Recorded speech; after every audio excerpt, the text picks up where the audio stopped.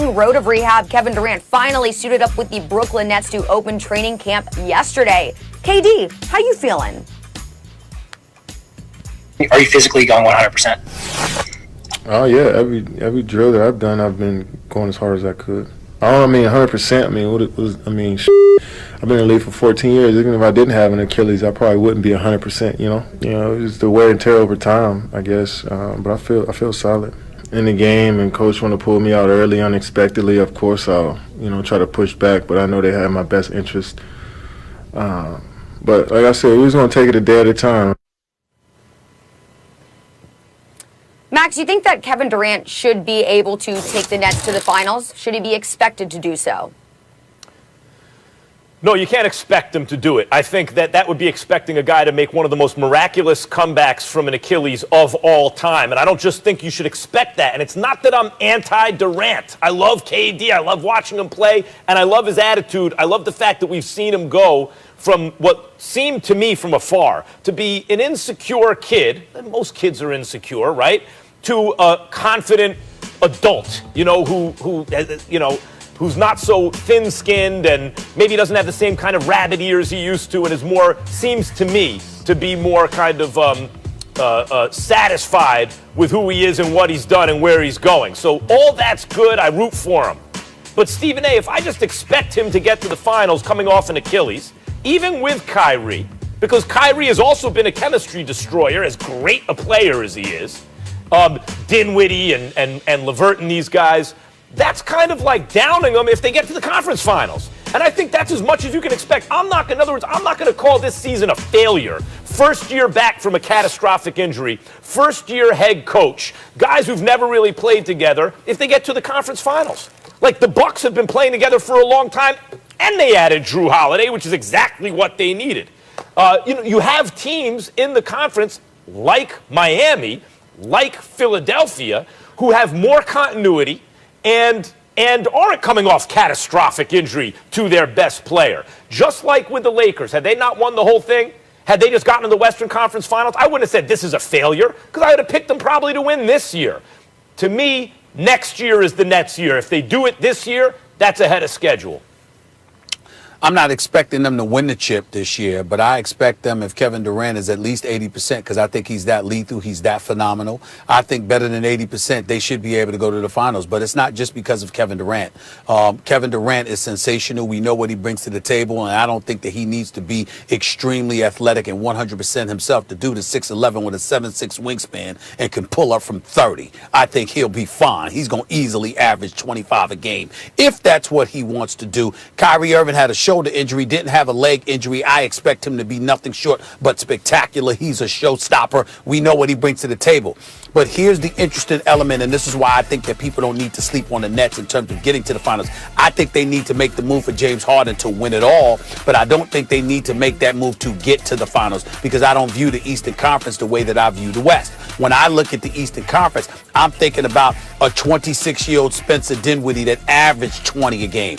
I'm thinking about a Joe Harris who just got his new deal that shot 42+% from three-point range. I'm thinking about a Karis LeVert who averaged 18 points a game, and we know he could ball, especially what we saw him do, particularly in that game against Portland that they lost in the closeout game in those 8-game bubbles, those 8 games in a bubble where they were going up against Damian Lillard and those boys. These brothers can play, and when I look at what they bring to the table and how they can play, I don't underestimate nor do I sleep on what they bring to the table. I think that, combined with veteran leadership in that locker room to help Kevin Durant, I definitely think that when you look at it and it comes down to this, they got a superstar in Kevin Durant, who at 80%, by the way, is still a superstar. They got a showstopper in Kyrie Irving, and they got a bunch of supplementary parts that ain't average. These brothers, Karis LeVert, Spencer Dinwiddie, can play. Joe Harris can really, really shoot.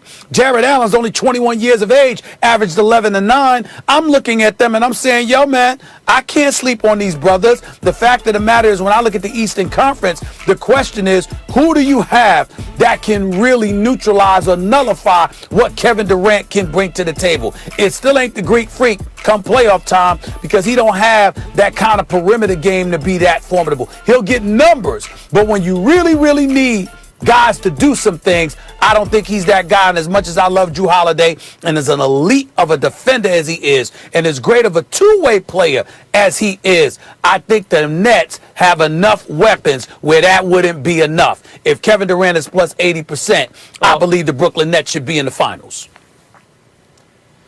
Yeah, I'd say if Kevin Durant's closer to his real self. I mean, at 80%, let's call it Paul George. Forget about exactly the game, the size, like how much value is 80% of KD. Let's call that Paul George. I look at Paul George, Kyrie Irving, and in other words, Paul George about 80% of the player that KD is. I look at Paul George, Kyrie Irving, LeVert, and these guys, and I think that's a damn good team. But as soon as you stop thinking of KD like MVP KD and start thinking of him like an all-star or an all-star plus KD, now you think about matchups like the Bucks, where Giannis is an MVP caliber player, like where Drew Holiday is more than just an all-star when it matters most. Now, they didn't get Bogdanovich in that deal. Had they gotten Bogdanovich, even more. Still, they have Middleton and they have shooting. Brook Lopez can defend the rim and shoot.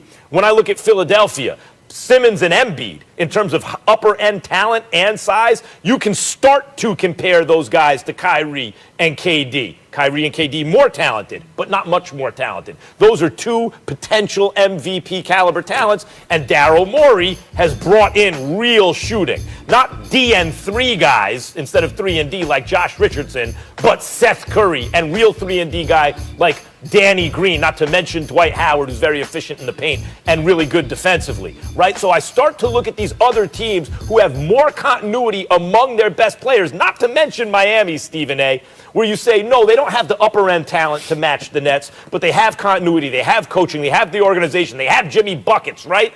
They have Tyler Hero, who we saw, damn, that dude is super young, and he is a baller.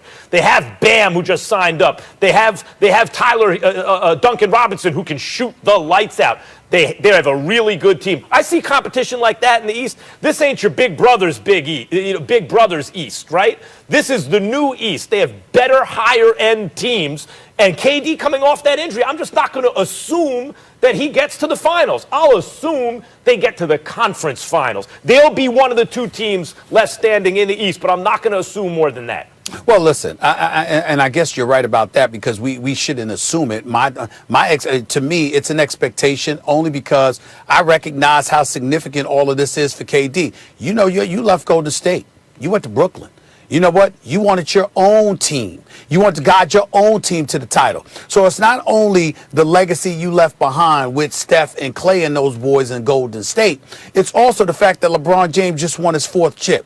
What you going to do? Because KD would have tied him. If KD had ultimately not gotten hurt, he would have had his 3 rings, because they would have won 3 straight, because they would have walloped Kawhi Leonard and the Toronto Raptors. Probably would have swept them in my estimation. So I'm looking at him coming off that injury, coming back here, and with LeBron being that dude, the champion right now, the 4-time champion, having Anthony Davis in the crew, I think Brooklyn's going to need to make a move for James Harden, because I think that's the only thing that could potentially knock the Lakers off, is if James Harden arrived in Brooklyn. I don't think anything else gives anybody a shot against the Los Angeles Lakers. But in terms of KD and his agenda and what he's got to prove, listen, you trying to sit up there and match LeBron. You trying to get another chip. To KD bring a chip to Brooklyn? To Brooklyn, New York? A champion in Brooklyn, as you said? It's over. Because of KD? Man, please. KD does that. This is what it is. This is what it is. Highly motivated. If KD brings a chip to Brooklyn, Stephen A., if KD brings a chip to Brooklyn at any point during this contract, he is going to join in every conversation the uppermost echelon of all-time greats. That's right. If he does that, he's going to be the biggest star in the world. No question. No question. Well, we're going to just have to see what happens. According to Caesars right now, the Nets trail only the Lakers with the best odds to win the title. All right, guys, we're going to leave it there. We're going to stay in the East for the next segment, though. We have Sixers, Ben Simmons and Joel Embiid. They're both looking for more success this season under new head coach Doc Rivers. But which one will be the best?